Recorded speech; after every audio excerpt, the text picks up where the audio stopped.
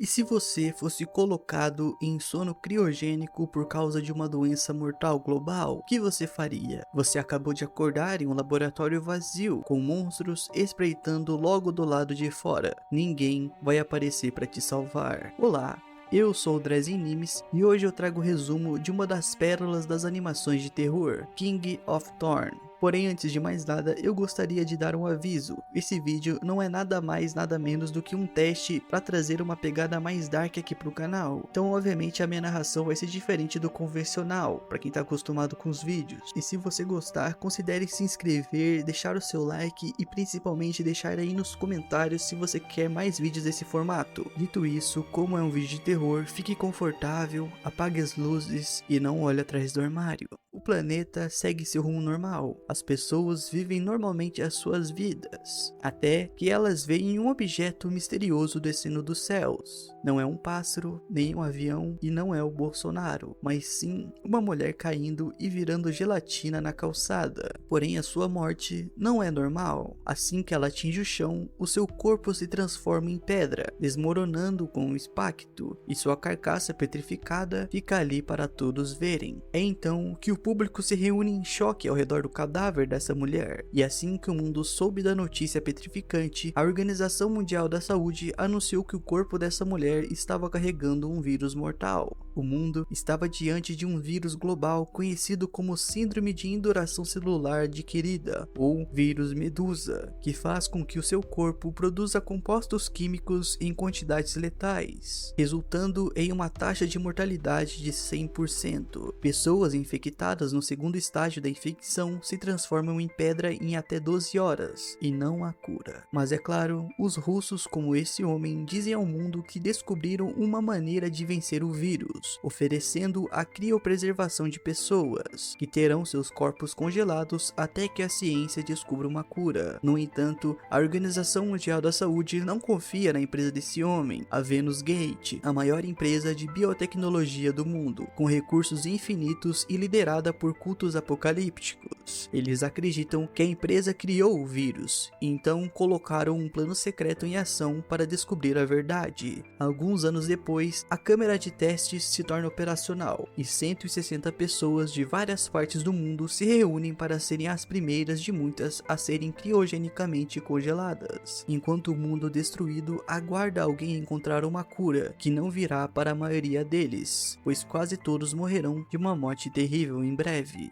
E é aqui que conhecemos as nossas protagonistas, Kazumi e Shizuko, entre outros personagens, enquanto eles chegam de ônibus a um castelo assustador na Escócia. Durante a orientação, o grupo é informado de que em breve será colocado para dormir, e suas cápsulas de sono e sinais vitais serão monitorados pelo sistema de computador mais avançado do mundo, chamado Alice. E mesmo que toda a equipe morra, o laboratório continuará funcionando. Porém, há um problema. Apenas uma das gêmeas pode entrar na câmara de testes, então tristemente elas se despedem, prometendo se reencontrar quando Kazumi acordar. E após deixarem seus pertences e serem injetados com um rastreador, os 160 membros descem profundamente, alheios aos horrores que os aguardam, enquanto deitam em seus caixões e entram em sono profundo. Séculos depois, aparentemente, Kazumi finalmente acorda, mas algo está errado. Ela coloca os óculos e vê a cena mais terrível possível. Nada. Sem pessoal, sem luzes, ninguém, exceto cipós espinhosos cobrindo todo o cômodo, abraçando as paredes. É quase como se ela estivesse dormido por décadas. Nesse momento, todas as cápsulas começam a se abrir, uma por uma, e os membros confusos acordam e se encaram preocupados. Algo está errado e todos sabem disso. Kazumi tenta descer, mas então se depara com um morcego, assustando-a a ponto de fazê-la cair, e é aí que o show de horrores começa. Um por um, estes morcegos diabólicos mutantes começam a descer dos céus, como um exército de vampiros sedentos de sangue, matando todos na sala. Em absoluto terror, as pessoas entram em pânico e correm para a porta, empurrando e batendo uma nas outras como se suas vidas dependessem disso, e dependem.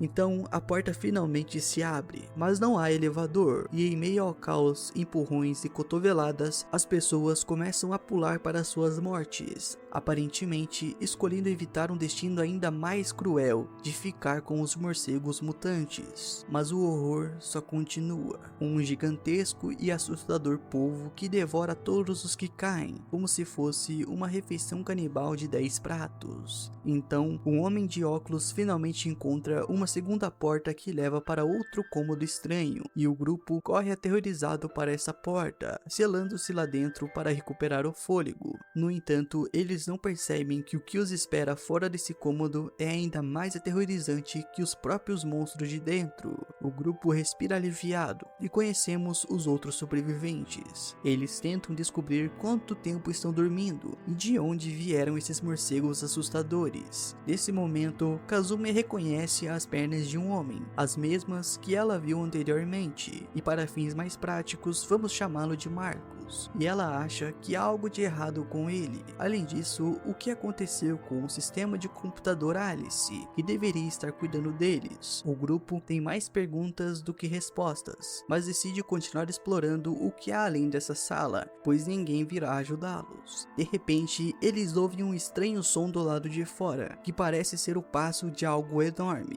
Eles precisam se mover agora. O grupo finalmente encontra um caminho tomado por vazamentos de água. Eles precisam encontrar outra rota. Enquanto isso, um velho que já teve o suficiente se senta ali mesmo, mas à distância, uma saliva pinga do teto, cada vez mais perto do grupo, ameaçadoramente se aproximando do velho que nem percebe. O homem alto fica irritado com o resmungo do velho e manda ele calar a boca. Nesse momento, uma enchente de saliva cai bem em frente ao velho, que olha para a visão mais aterrorizante antes de sua morte, uma criatura com dentes de sabre. O monstro então morde o rosto do velho, levantando-o com suas mandíbulas alienígenas, enquanto ele pede aterrorizado e implora para ser poupado, mas essa criatura crava os dentes em seu pescoço, decapitando-o. O restante do grupo reage horrorizado. Eles precisam correr, e correm pelos corredores cheios de tubo, até que uma criança diz para eles pararem de correr, afirmando que o monstro é exatamente como de seu jogo. O garoto acha que conhece a fraqueza do monstro. Ele diz ao grupo que ele os atacou porque os ouviu, e que é realmente cego. O grupo acha que ele é louco, mas o tempo está acabando. O monstro está se aproximando, bloqueando a sua única saída, os forçando a pensar rápido e pular água abaixo, graças à criatividade de Marcos. Kazumi tenta, mas falha em recuperar o fôlego na água e acaba desmaiando. O grupo, sem saber, a deixa para trás até perceberem que ela está desaparecida. Marcos volta para salvá-la, conseguindo chegar a tempo de resgatá-la. Ele a traz de volta para a superfície, mas algo está errado, porque o homem alto acha que há ainda mais desses monstros no corredor, e ele está enganado. As criaturas estão logo acima, pingando saliva no chão de aço frio. O grupo olha para cima e vê um exército desses bichos prontos para atacar, fazendo com que todos corram. Marcos pensa rápido e derruba alguns, enquanto o grupo corre a toda velocidade pelo corredor, passando por baixo de uma porta antes de chegarem a um beco sem saída. Agora, o grupo não tem outra opção a não ser enfrentar essas criaturas. Marcos se prepara para a luta, mas antes disso, o homem alto e o homem de óculos decidem atirar chumbo grosso nas feras, despedaçando todas elas. Mas o horror não para, pois mais monstros continuam chegando, e um deles avista Marcos e tenta atacá-lo,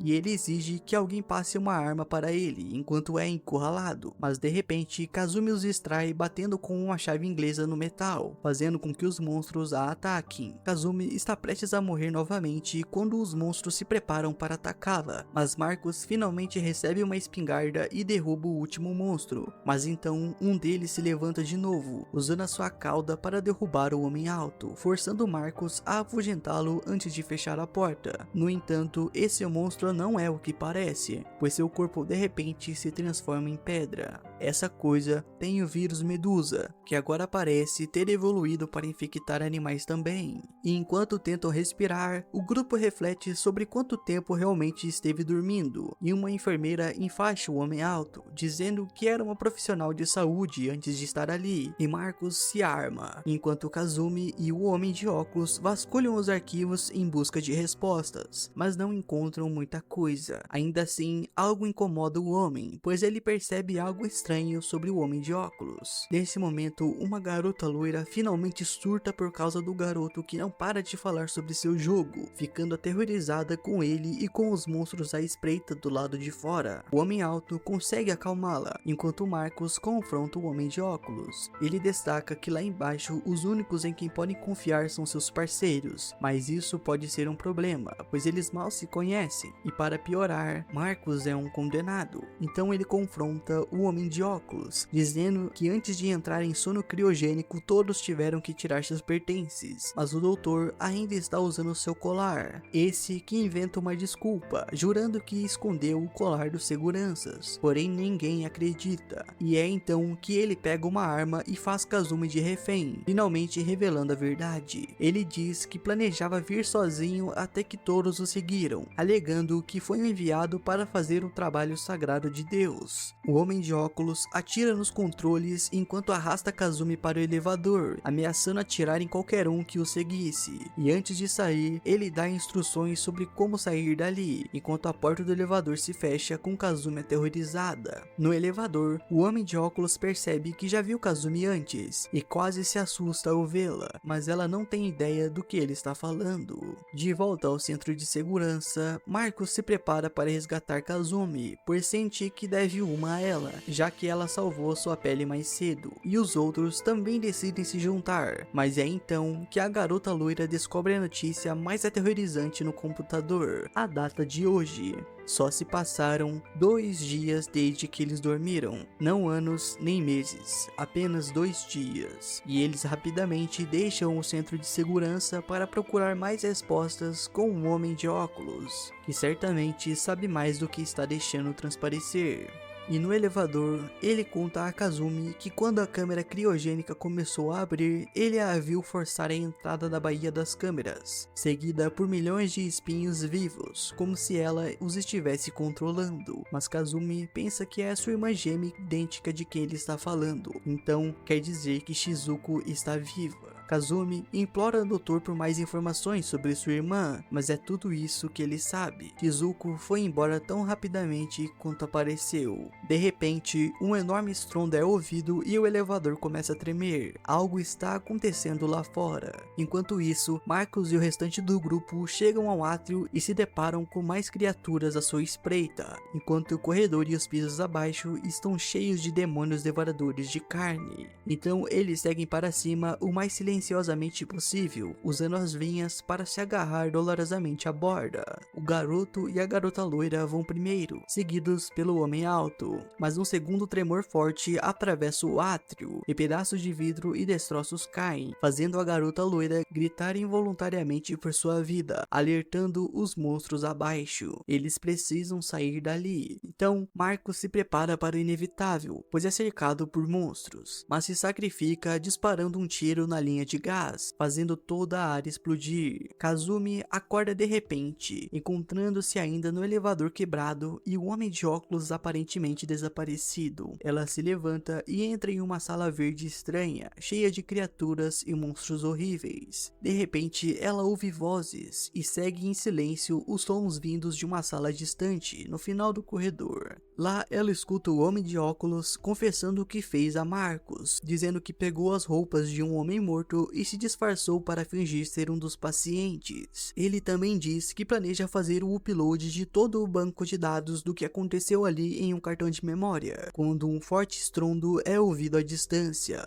Marcos sai para verificar o barulho, e Kazumi fica chocada com a revelação. O homem de óculos aparece atrás dela, dizendo que era o líder da equipe de pesquisa e desenvolvimento, que descobriu o vírus usando o dinheiro da empresa e que esperava ganhar um prêmio Nobel Nobel e fama por isso. Ele diz que graças ao chefe da torre acabou fazendo o trabalho do diabo sem perceber, antes que fosse tarde demais. Nesse momento, o cartão de memória termina de carregar e o homem de óculos o entrega para Kazumi, dizendo para ela mostrar ao mundo os horrores que a corporação Vênus causou ali. Kazumi, porém, não aceita isso e culpa o doutor pelas inúmeras mortes e separações de família que ele causou. Nesse momento, uma visão aterrorizante surge atrás dela, esperando o fim da conversa. De repente, o demônio ataca.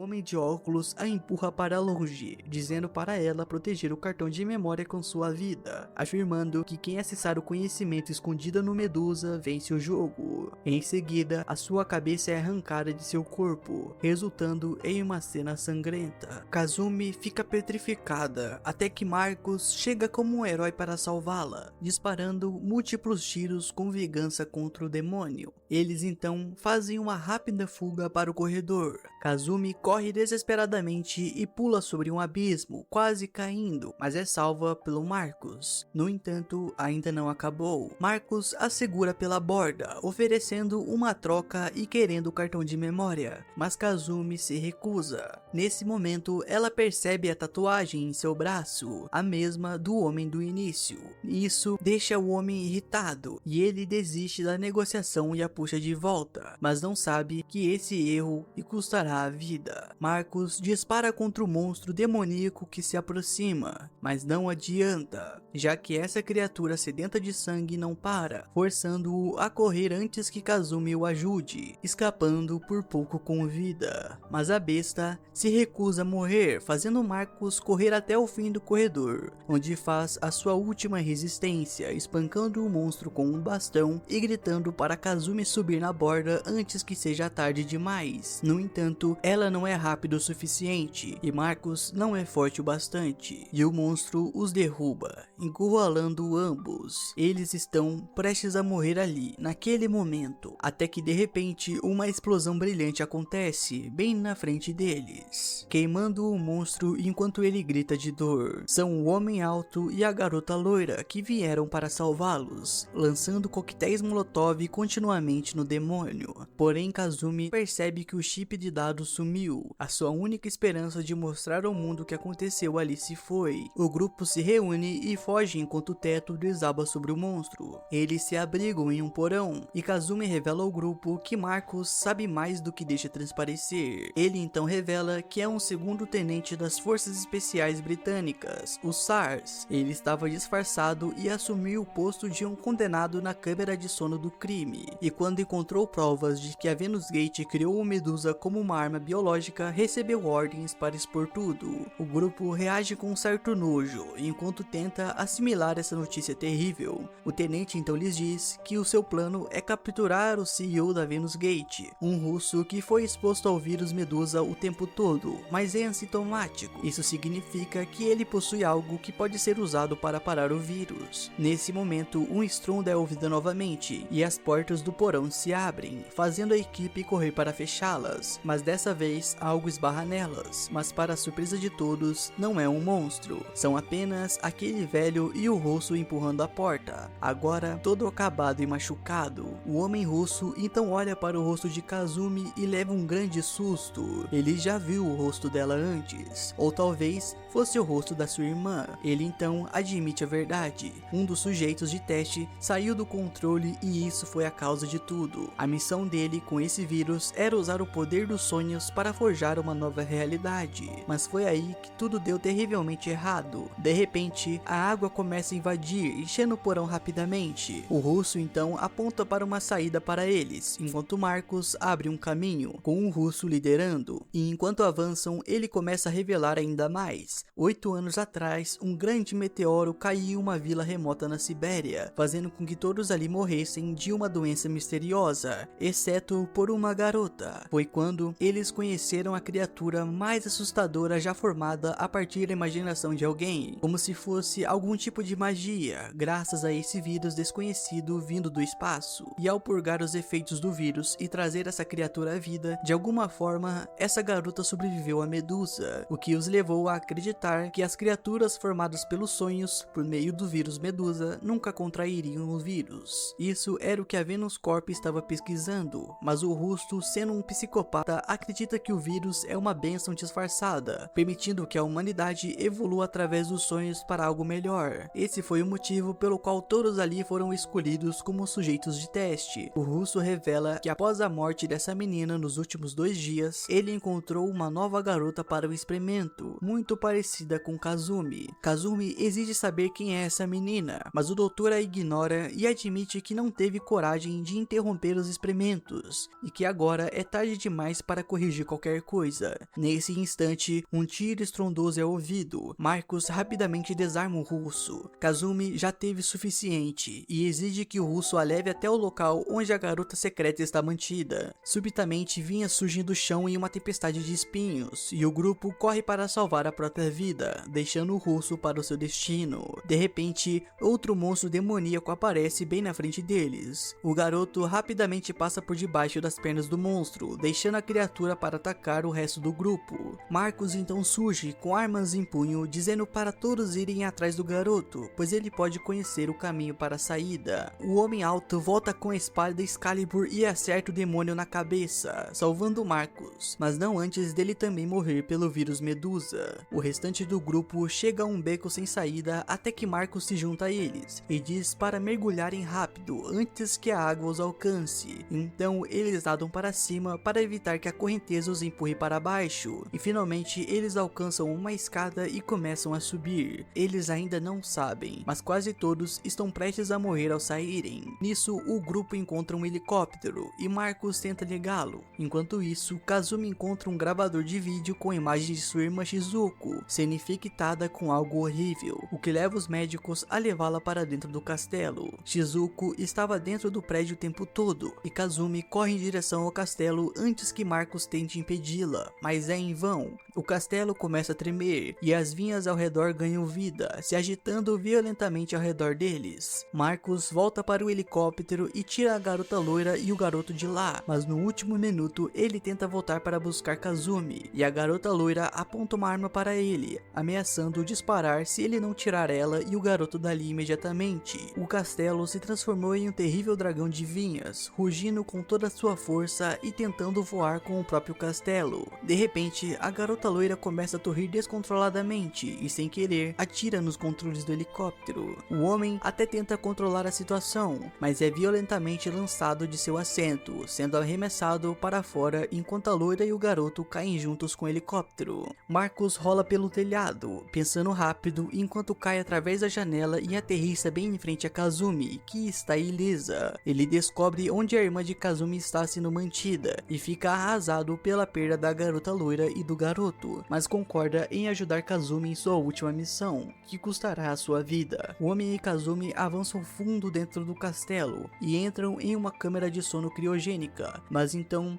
Marcos vê sua irmã aparecer, mesmo sabendo que ela está morta há anos. Ele percebe que não é real e que na verdade é Alice, o computador avançado do castelo, causando essa ilusão. Alice revela que a sua nova diretriz é destruir qualquer coisa que afete o novo hospedeiro criado e enfrenta o homem em uma luta brutal. Ela explica que o vírus Medusa é um vírus que afeta a mente e que aqueles infectados tendem a ter um histórico psicológico problemático e possivelmente traumático.